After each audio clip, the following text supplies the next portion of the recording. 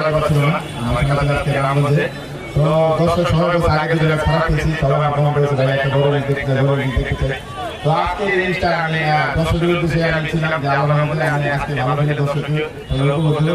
এই কারণে মাঠে দৌড়ে এসে দর্শককে বলছি যে খেলাটা কেমন হয়েছে। তা ইনশাল্লাহ দর্শকের কাছে আজকে আমার মনে আসা ভাই আজকে রামগঞ্জে খেলতাম। তো আপনারা আসলে খেলা চলে না, তো আপনারা আসলে সুন্দর একটা খেলা করছেন, এত সুন্দর আয়োজন দিতেছেন, এত সুন্দর আমাদের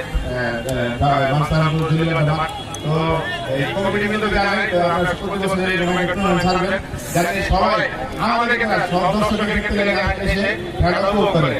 আর একটা জিনিস খেলা রাখবেন যে এখানে কিন্তু ম্যাক্সিমাম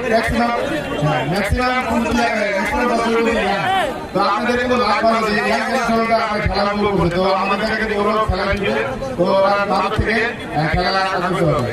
আর রাস্তায় মিডিয়া আর আমার কথা বলবো কি আর